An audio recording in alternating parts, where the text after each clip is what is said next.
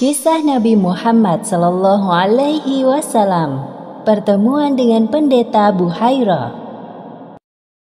Seiring bertambahnya usia Muhammad, sifat-sifat kenabiannya mulai tampak. Oleh karena itu, masyarakat Mekah memberikannya gelar Al-Amin, yang berarti amanah, jujur, dan dapat dipercaya. Kehadirannya sebagai penerus dari Nabi Isa alaihi salam telah terdengar di kalangan para ahli kitab dan orang-orang Yahudi, bahkan sampai ada yang berniat untuk menghabisi nyawa Muhammad. Akhirnya dengan izin Allah Subhanahu wa Ta'ala, Muhammad berhasil lolos dari incaran orang-orang Yahudi melalui perantara pendeta Buhairah. Abu Thalib merasa bersyukur diberikan amanah merawat Muhammad. Beliau sangat menyayangi Muhammad melebihi anaknya sendiri. Begitu juga dengan Muhammad yang merasa dirinya aman dalam penjagaan Abu Thalib. Wahai Muhammad, engkau benar-benar anak muda yang sempurna. Hatimu bersih karena tidak suka bermaksiat seperti teman-teman seumuranmu. Semoga firasatku ini benar, kelak engkau akan menjadi orang besar. Mekah sedang dilanda paceklik panjang. Kehidupan terasa semakin sulit. Orang-orang mulai mengeluh karena keterbatasan air dan bahan makanan.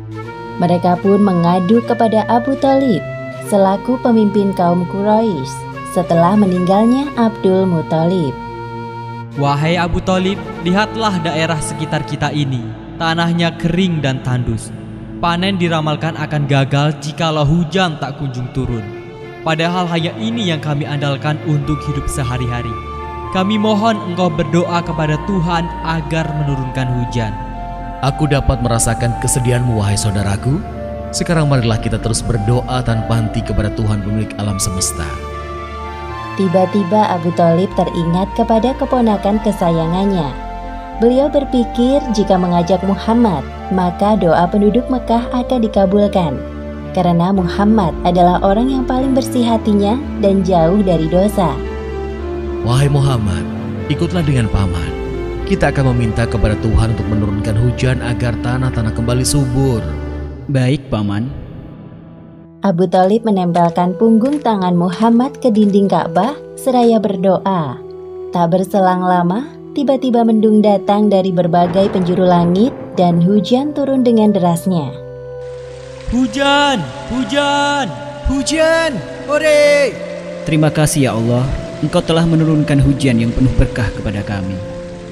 Ketika musim panas datang di tahun 582 Masehi, Abu Thalib berencana untuk melakukan perjalanan dagang ke Syam.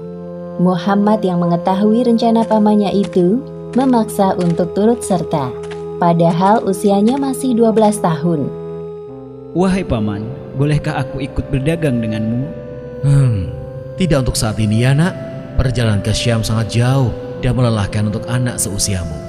Jika Paman pergi, aku akan sendirian di sini.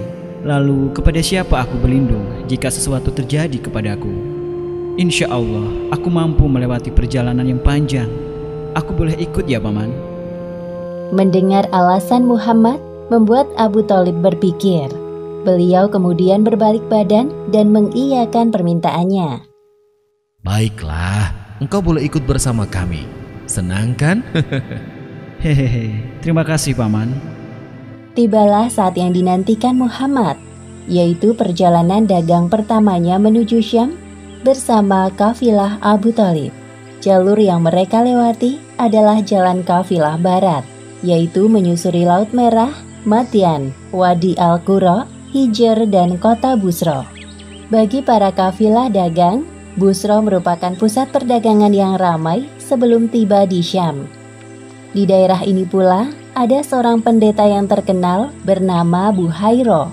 Kafilah Abu Thalib memutuskan untuk beristirahat sejenak tak jauh dari rumah ibadah milik Buhairah. Sementara itu di kediaman Buhairah.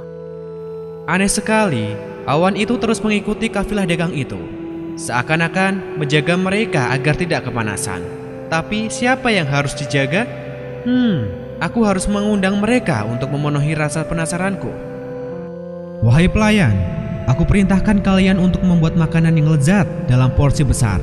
Kita akan kedatangan tamu-tamu istimewa. Baik, Tuan. Biasanya Buhairah tidak tertarik dengan kafilah dagang yang lewat. Namun kali ini ada yang berbeda. Selamat datang di Busro, wahai kafilah dagang yang sedang istirahat. Tanpa mengurangi rasa hormatku, aku ingin mengundang kalian semua untuk makan bersama di rumahku. Tentunya, aku telah menyiapkan banyak hidangan untuk mengisi kekosongan perut kalian. Wah, sungguh mulia niatmu wahai rohib. Padahal sebelum ini kami sering lewat rumah ibadahmu. Namun perlakuanmu kali ini sungguh ramah. Apa hari ini istimewa bagimu? Ya, dan kalian semua adalah tamu istimewaku. Ayo, mari masuk ke dalam. Semua orang kecuali Muhammad masuk ke dalam rumah Buhairah. Hal itu dikarenakan tugasnya menjaga perbekalan kafilah. Setelah mengamati para tamunya, Buhairah merasakan ada kejanggalan. Wahai saudaraku, semua makanan ini sungguh lezat. Semoga kalian menyukainya. Namun, apakah semuanya telah hadir di sini? Engkau tenang saja Buhairah. Perut kami cocok dengan jenis makanan apapun, asalkan halal. Untuk keamanan perbekalan, kami ada satu anak laki-laki menjaga di luar. Para kafilah itu saling berbisik-bisik. Mereka mulai membicarakan Muhammad. Kasihan sekali anak muda itu. Ajaklah kemari menikmati hidangan istimewaku. Tenang saja, aku akan perintahkan pelayanku untuk menjaga perbekalan kalian. Baiklah, aku akan memanggilnya. Buhairah memperhatikan Muhammad dengan seksama dari ujung kaki hingga kepala. Setelah selesai makan, barulah kemudian Buhairah mengajak Muhammad berbincang. Wahai anak muda, kemarilah, aku ingin berbincang denganmu. Apa yang hendak Tuhan tanyakan kepadaku? Insya Allah, aku akan menjawabnya. Tanpa sedikit pun menyia-nyiakan kesempatan, Buhairah menanyakan banyak hal kepada Muhammad, seperti postur tubuh sampai posisi tidurnya. Setelah melihat tanda kenabian di punggung Muhammad, Buhairah menghampiri Abu Thalib. Apakah Muhammad itu anakmu? Iya, dia anakku. Engkau berbohong. Dia tidak pantas memiliki ayah yang masih hidup. Iya, kau benar. Maksudku, dia anak saudaraku yang aku rawat seperti anakku sendiri. Adikku dan istrinya telah meninggal dunia beberapa tahun lalu. Ketahuilah, keponakanmu itu adalah nabi terakhir penerus Isa alaihissalam. Ialah utusan Allah bagi penduduk bumi. Hah? Dari mana engkau mengetahui hal itu? Wahai Buhairah, tunjukkan padaku buktinya. Kemudian Buhairah menjelaskan tentang pengetahuan yang dimilikinya. Sebenarnya, sejak kalian tiba di Aqabah, tidak ada bebatuan dan pepohonan pun, melainkan mereka tunduk bersujud. Mereka tidak akan sujud, melainkan kepada seorang nabi. Aku bisa mengetahuinya dari tanda nubuah yang berada di bagian bawah tulang rawan bahunya, yang menyerupai buah apel. Kami juga mendapatinya di dalam kitab kami. Mendengar apa yang disampaikan oleh Buhairah, raut wajah Abu Thalib mendadak berubah dari bahagia menjadi cemas. Lalu apa yang harus aku lakukan sekarang? Saran dariku, kembalilah ke negeri asalmu. Di sini tidak aman, terlebih lagi Syam. Aku khawatir orang-orang Yahudi yang telah mendengar berita ini sedang mengincar keponakanmu itu. Segera saja Abu Thalib menyuruh beberapa pemuda yang ikut bersama rombongannya untuk menemani Muhammad kembali ke Mekah. Benar saja, selang beberapa waktu setelah Muhammad pulang, datanglah 3 orang Yahudi bernama Zurair, Daris, dan Tamam. Mereka menanyakan tentang anak muda dengan menyebutkan ciri-ciri seperti Muhammad. Aku tidak mengerti apa maksud pembicaraan kalian. Tidak ada anak muda yang singgah kemari. Hanya sekelompok kafilah dagang yang terdiri dari para laki-laki dewasa. Sudahlah Buhairah, jujur saja kepada kami. Engkau pasti juga telah mengetahui tentang kedatangan anak muda utusan Tuhan itu, bukan?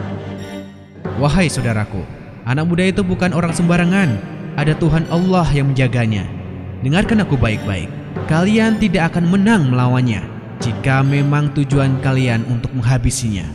Sudahlah, bendam niat buruk itu dalam-dalam. Untuk apa kita melukai tangan kita yang suci ini demi sesuatu yang buruk, saudaraku? Setelah mendengarkan penjelasan Buhairah, para ahli kitab itu membatalkan niat untuk mencari dan membunuh Muhammad. Di kota Mekah, Muhammad tumbuh menjadi seorang pemuda yang nyaris sempurna. Paling terhormat dari segi nasab, paling mulia akhlaknya, paling baik tutur katanya, paling jauh dari keburukan pergaulan orang-orang Mekah. Sehingga semua orang menjulukinya Al-Amin, karena Allah Subhanahu wa Ta'ala mengumpulkan padanya segala hal-hal baik. Demikianlah akhir kisah pertemuan Muhammad dengan pendeta Buhairah. Hikmah yang dapat kita ambil dari kisah ini adalah Allah Subhanahu wa Ta'ala memberikan perlindungan kepada Muhammad dari kejahiliahan penduduk Mekah dan orang-orang Yahudi, bahkan sebelum beliau diangkat menjadi nabi. Hal ini sesuai dengan janjinya sebagai Tuhan Maha melindungi orang-orang yang beriman. Wallahu a'lam bishawab.